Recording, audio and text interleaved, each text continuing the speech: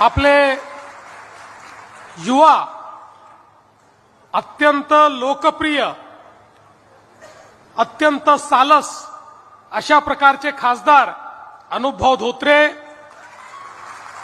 काय next aerospace यांच्यासोबतही एक करार आपण केलेला आहे आणि पुढच्या टप्प्यामध्ये अकोल्यामध्ये एअर ट्रेनिंग सेंटर देखील आपल्या या विमानतळावर आपण करणार आहोत।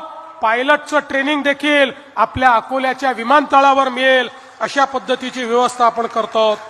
अकोल्याचं रेल्वे स्थानक एक मॉडेल रेल्वे स्थानक म्हणून या ठिकाणी विकसित होत आहे आणि एवढंच नाही तर आता आपल्या अनुभवांच्या प्रयत्नातून या रेल्वे स्थानकाला गतिशक्ती कार्गो टर्मिनल म्हणून मान्यता मिळालेली आहे। पुढच्या काळामध्ये मोठ्या प्रमाणात कार्गोची ने-आण या ठिकाणून होईल आणि त्यातनं मोठ्या प्रमाणात रोजगाराची निर्मिती देखील या भागामध्ये होणार आहे।